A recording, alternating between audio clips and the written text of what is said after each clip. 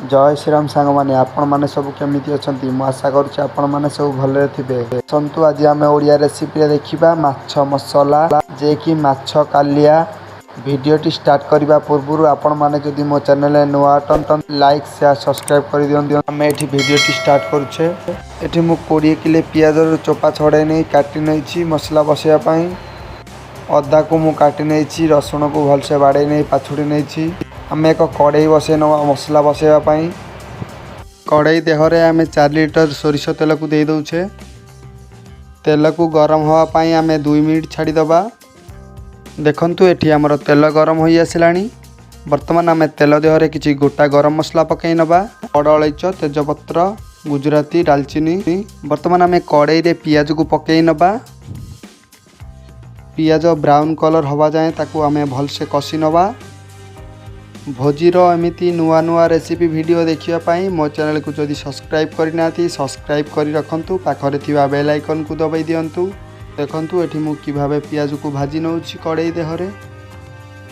आपण मानकर को रेसिपी दरकार मते कमेंट माध्यम रे जणांतु। मु आपण मानक पई से रेसिपी आनिया को ट्राई करिवि। आपण माने तो बहुत सारा रेसिपी खाइथिबे। भोजी स्टाइल रे माछ मसला रेसिपीटी को घरे निहाती भावे ट्राई करी देखंतु। फलाफलटी आपण माने निजे ही जानि परिबे। देखंतु एठी हमर पियाज रु पानी बाहरी आसिलानी। देखंतु भाई माने एठी पियाज रो ब्राउन कलर प्राय होई आसिलानी। आउ 5 रु 7 मिनिट जाए भलसे फ्राई करी नबा।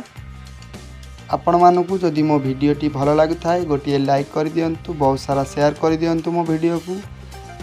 एठे आमर पियाज ब्राउन कलर हो गलानी। बर्तमान आम रसुण पेस्ट को कड़ाई देह को पकई नबा।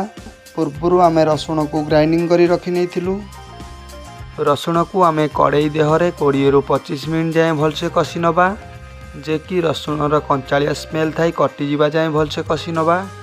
आपण मानकर जदि बाहागर बर्तघर जन्मदिन जेकोसी अनुष्ठान पाई जदि रोषेई आवश्यक थाए मो स्क्रीन दिखाई नंबर को मो सह कांटेक्ट करंतु। वीडियोटी टिके लॉन्ग है स्किप न करिकी संपूर्ण रेसिपीटी को ट्राई करंतु देखिया पाई। जदि आपण माने स्किप करिवे रेसिपीटी को किछि भी जानि परिबेनी। देखंतु एठी हमर रसुण कषा सरी जाईची। वर्तमान आमे अदा को पकई नबा कड़ाई देह को।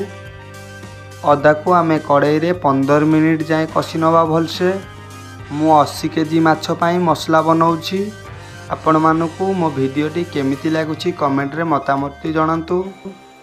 मु आगु को आपण मानक पाई भोजीर एमिति नुआ नुआ रेसिपी आनिया को जाउछि। बहुत भाई माने मते कमेंट माध्यम रे जणाइछन्ती जो जो आइटम सब बनेबा पाई। मु सेही आइटम रो वीडियो बनेया को चेष्टा करूछि। एठी पियाज देहरे आमे स्वाद अनुसार किछि लूण देई दउछे। आपण माने मते बहुत सारा भल पाइबा देइछन्ती। आगो को भी भल पाइबा देबे बोली मु आशा करूछि। देखंतु भाई माने एठी हमर पियाज होई गलानी। वर्तमान आमे लंका गुंड सेथरे पकई नबा। लंका गुंड को आमे मसला देहरे भल से मिक्स करी नउछे। देखि बिंडा न रहिबो जेमिति। वर्तमान आमे मसला रे हलदी गुंड को पकई नउछे। हलदी गुंड को आमे भलसे मिक्स करी नबा। मु आशा करुच्ची आपण मानकु मो वीडियोटी भलो लागुथिबो। जदि भलो लागुथाय गोटिए लाइक करी जदि चैनल को सब्सक्राइब करना सब्सक्राइब कर दियंतु। वर्तमान आमे मसला देहरे जीरा धनिया गुंड को पकई नहीं मिसई नबा।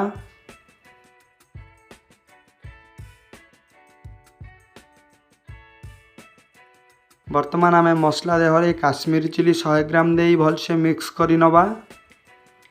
काश्मीरी चिली दबा फल मसलाटी भल कलरफुल होता है। मु पूर्व टमाटो ग्राइंडिंग करी नहीं थी। वर्तमान आमे टमाटो प्यूरी को देईदबा मसला देहरे।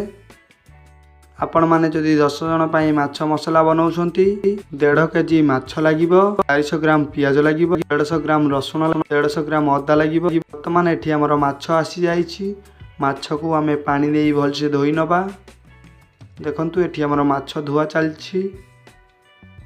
माछ को एक पात्र देह को आमे काढी नै सेतरे स्वाद अनुसार लूण किछि पकई नेलु। वर्तमान आमे हळदी गुंड को पकई नवा माछ देहरे।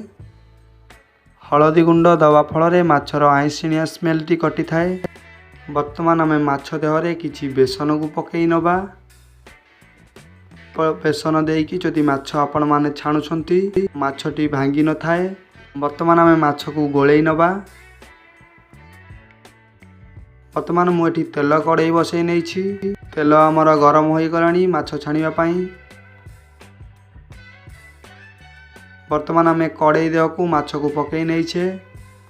देखंतु एठी हमर अधा अधि माछ छणा सरिलानी। आहुरी छाणिबा को बाकी अछि। वर्तमान आमे माछ मसला बसैया पई कड़ाई बसई गैस लगै नेले। मसला देहरे अल्प किछि पानी देई ताको भलसे फुटै नबा। मो पूर्वरु किछि टमाटो को छोट छोट पीस करी काटी नेछि। वर्तमान आमे कड़ाई देहकू टमाटो कंचा लंका को पकई नेले। वर्तमान आमे मसला को भलसे फुटै नबा। मसला को फुटिया पई 2 मिनिट छाड़ी दबा। देखंतु एठी हमर मसला फुटिबा आरंभ हो जायछि। वर्तमान मु सेतरे किछि फिश मसला को पकई नउछि। मीट मसला पकई नेछि। किछि दालचीनी गुंडा पकई नउछि। स्वाद अनुसार किछि लूण पकई नबा।